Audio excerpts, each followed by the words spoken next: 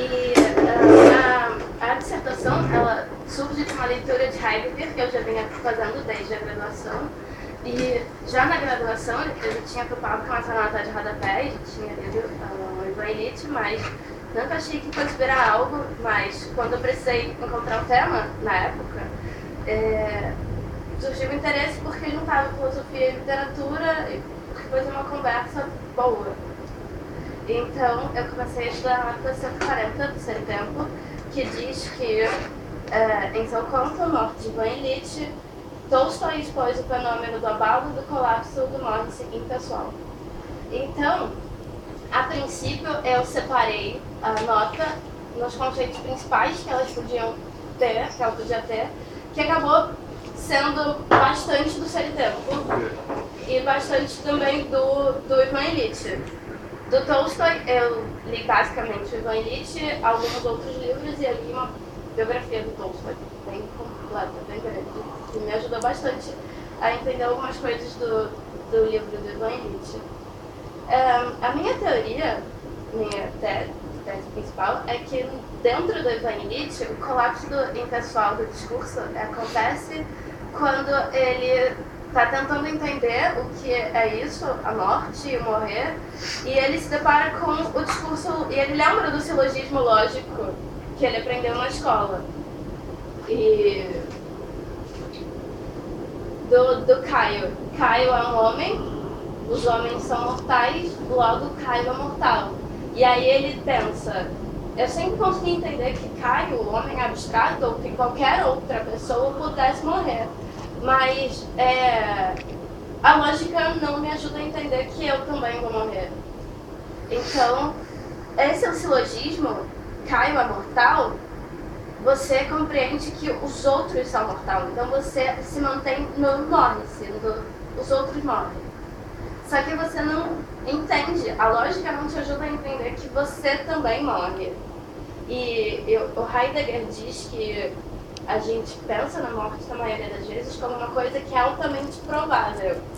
Mas é difícil ter muita certeza de que ela vai acontecer. Então, todo mundo já morreu até agora, mas quem sabe?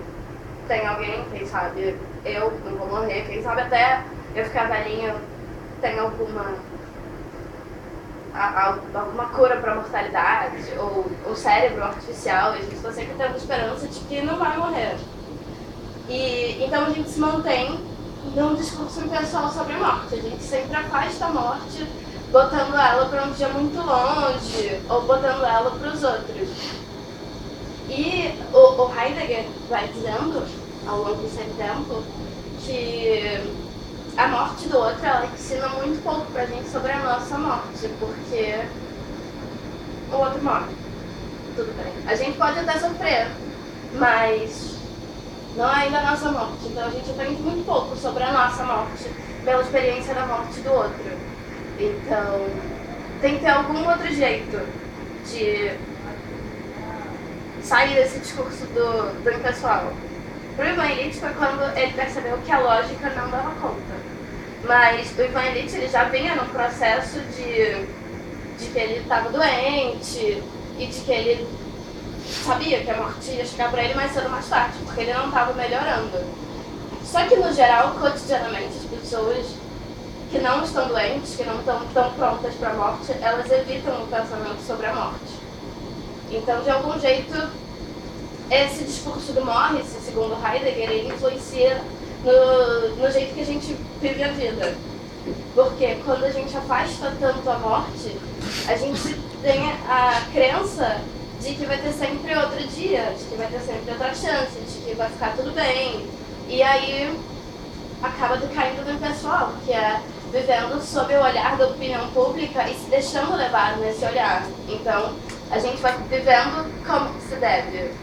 E aí o Heidegger usa o Sie, e no alemão é o Man, que é essa despessoalização. Então, as pessoas no impessoal, elas abrem mão da responsabilidade porque elas acham que está sempre tudo bem.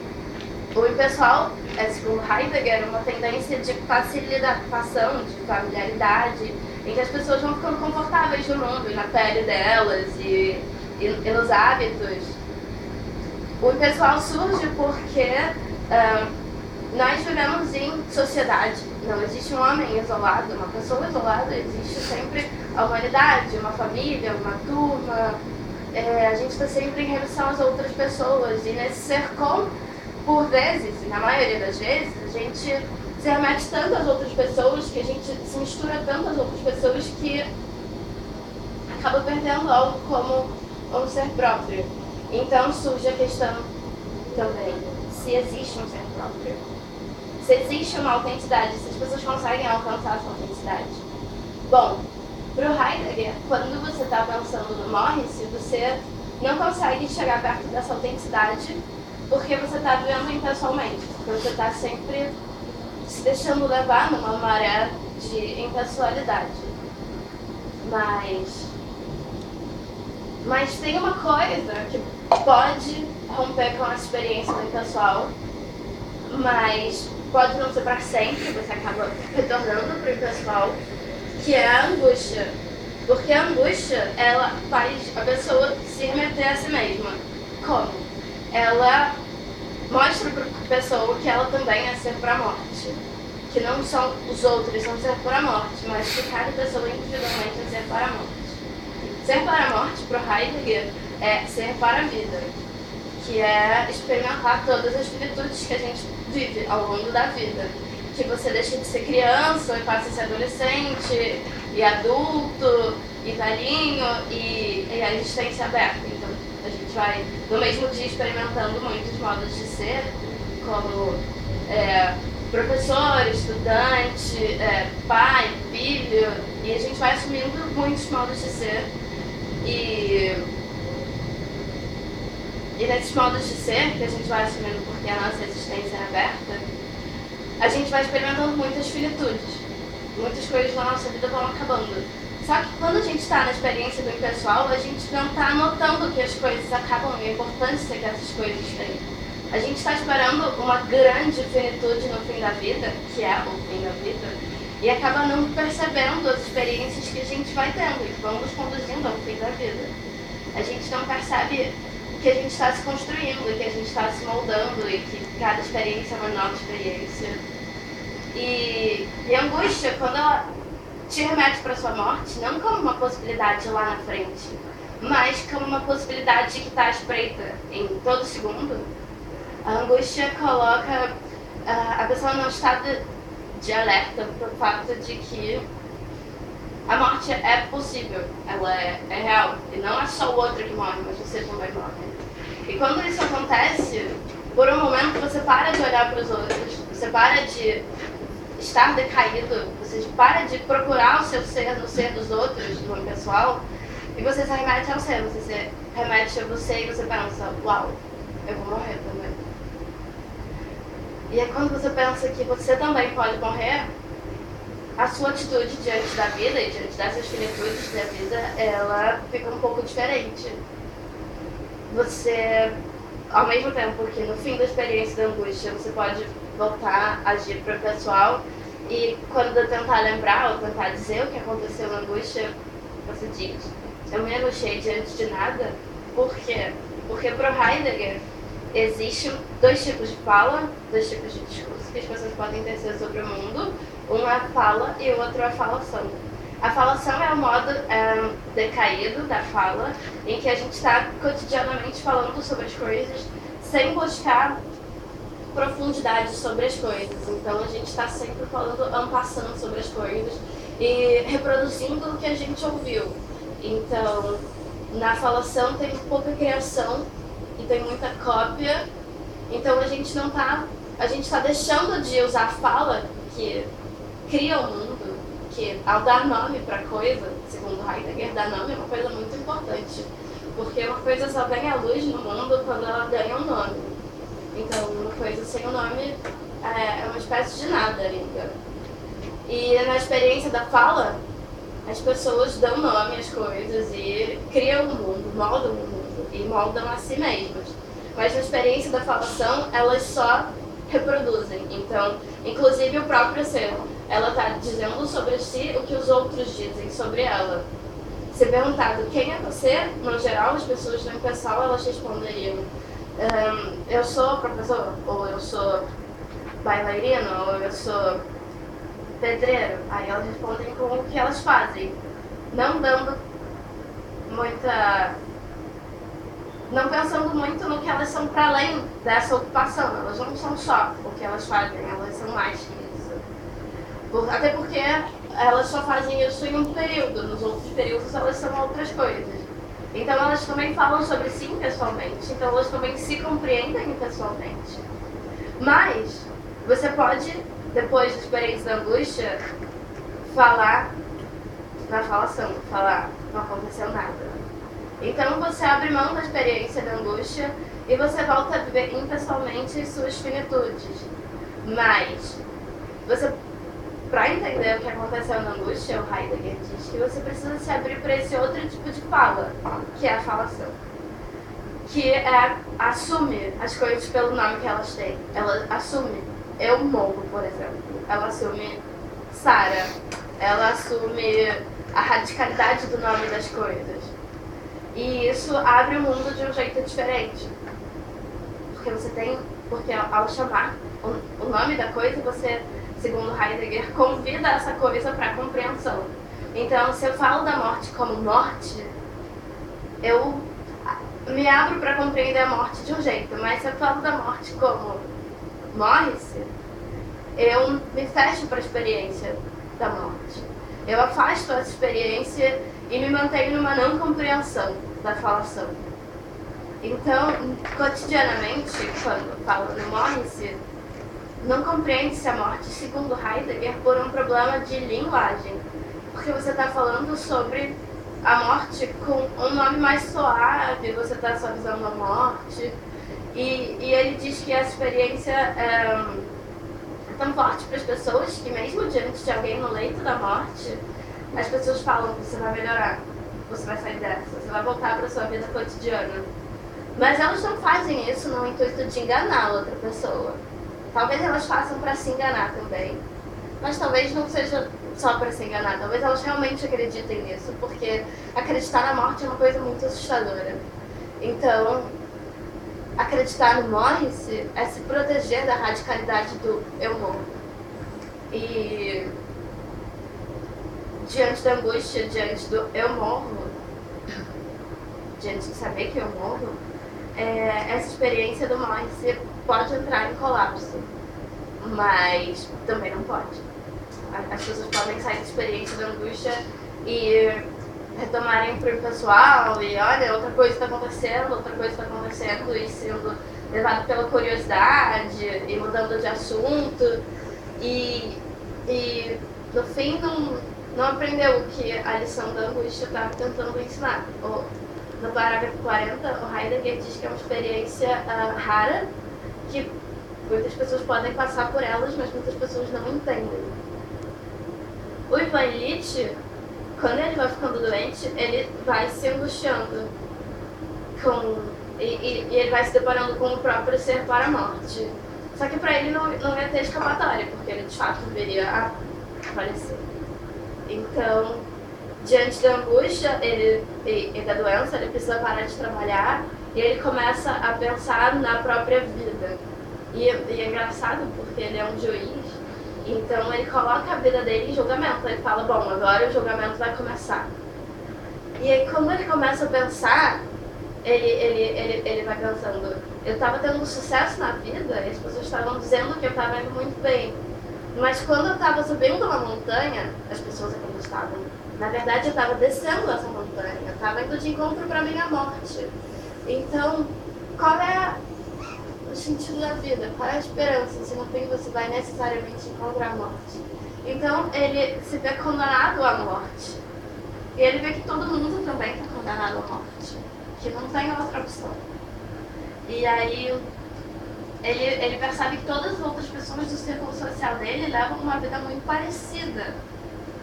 Todos vivem como se deve viver. Eles reproduzem muitas vezes, assistem umas 4 vezes no livro a frase francesa como il faut, que é como se deve, né?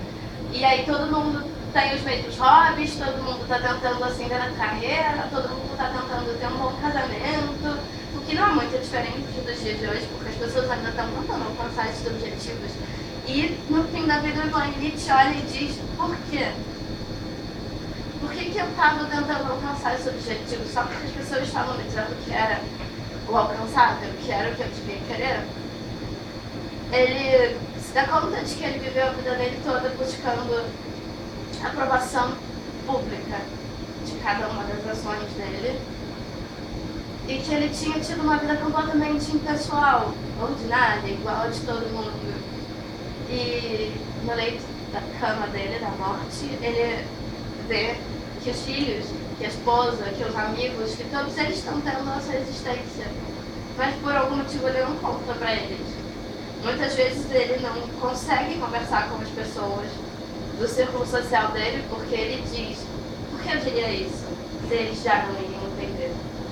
Então, ele não fala para as pessoas da experiência que ele está tendo, da angústia que ele está tendo, ele não fala para as pessoas que a linguagem cotidiana não está ajudando ele a entender. E até por isso ele não divide essa dor e isso vai doendo mais nele, porque ele vai ficando mais sozinho, porque as pessoas estão na falação, as pessoas estão falando pra ele, você vai melhorar, você vai sair dessa, mas todo mundo sabia que ele não ia melhorar. E ele ficava se sentindo envenenado com as mentiras.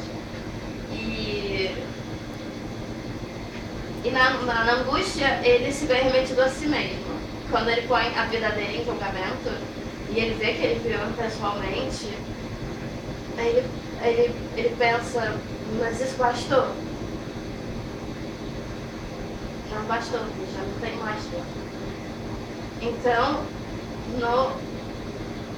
que eu acho que o Heidegger quis dizer que o colapso acontece, o colapso do morte pessoal acontece na morte de Ivan Illich, acontece porque pro Ivan Illich, essas certezas de morte, elas entram em ruína quando ele vê que ele vai morrer. E quando ele começa a entender o que é esse morrer, ele entende que a linguagem cotidiana não pode dizer o morte. Ele precisa de uma outra linguagem, de uma outra experiência com a linguagem. E aí se ele tem acesso da angústia, que para entender a angústia ele precisa olhar para si. A angústia é um convite para olhar para si, para olhar para as próprias finitudes, para olhar o que significam essas finitudes. E aí ele se sente liberto. Ele se sente liberto dessa experiência de linguagem. Ele entra numa nova experiência. E a angústia, segundo Heidegger, ela liberta a presença para as possibilidades. Porque no impessoal você já está lançado nas possibilidades. Todos os dias você pode fazer uma coisa ou outra, escolher um caminho ou outro, mas no impessoal a gente acaba fazendo essas escolhas meio como o que a sociedade esperaria que eu fizesse diante dessa escolha. E você acaba fazendo o que a sociedade quer, se rendendo à opinião pública. Mas isso não é suficiente, porque a sua vida é só a sua vida, não é a vida da sociedade, é só a sua vida. Então, se você só tem essa chance, se você só tem essa vida, de que adianta você ficar em cada escolha pensando qual é a mais aceita da opinião pública?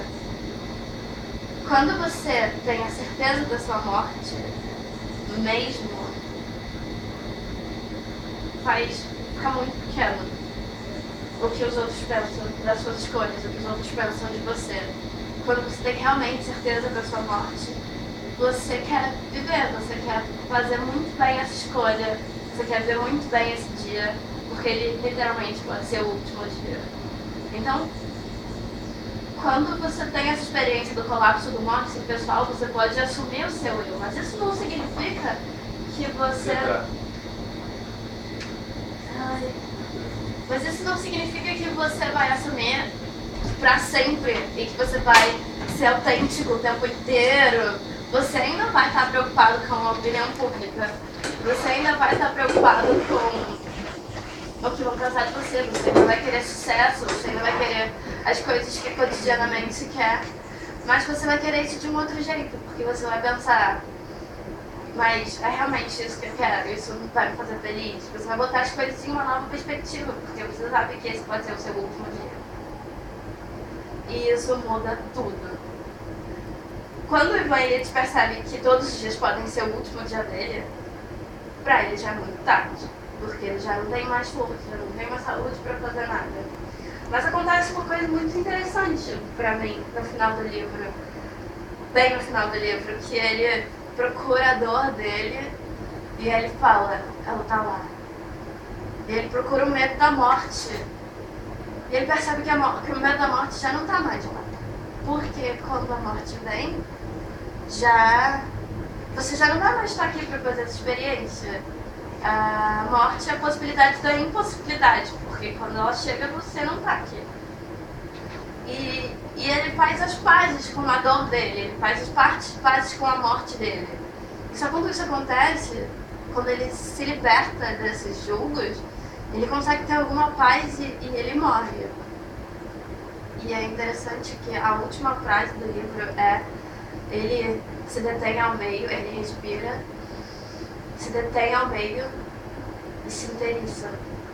Porque quando você morre, você não é mais possibilidade para possibilidade. Você perde o que o Heidegger diz, você perde o pré da Zensa. Você perde seu futuro, você perde a sua construção, você perde a sua possibilidade de ser outras coisas. Você só se completa nesse último respiro, que aí você se torna quem você foi. Não quem você é, mas quem você foi. E aí você se inteiriza. Você já não vai ser mais nada. Você não pode mais ser nada. E, no entanto, você permanece algo. Porque o Heidegger diz que você só perde o pré, mas você ainda tem a ausência. Você ainda tem algum tipo de ser. Então você pode viver na lembrança dos outros, você pode viver num filme que alguém fez de você, no que você escreveu. Você pode viver de outros jeitos, mas você não vai ser mais presença. Mas você continua existindo. E é importante essa experiência de saber do morres, do eu morro. Porque então você assume todas as possibilidades que você tem na vida de um jeito diferente. Porque você olha pra eles e você encara eles como é a minha chance, é o meu dia. E você não encara como mais um dia, mais uma chance, como se você acredita no morte. Então, escrever sobre o colapso do Morris pessoal é escrever sobre o colapso dessa ideia que a gente tem de que a gente pode ter outro dia, de que a gente pode não viver esse dia. É escrever sobre a radicalidade da vida, porque ela é só uma. E a morte não está num lugar muito no futuro, a morte está em todos os lugares. A gente pode não sair dessa sala. E escrever sobre o colapso do Morris pessoal realmente me fez perceber que a vida é muito efêmera. E que a gente precisa encarar isso, porque ninguém mais vai fazer por nós. E é isso. Obrigada. Obrigado, Sara. Eu passo a palavra então ao professor Técio para fazer a sua avaliação. Quanto tempo eu tenho? 20 a 30 minutos, fica à vontade. Patrícia, agradeço o convite, tá? Sara, agradeço o convite.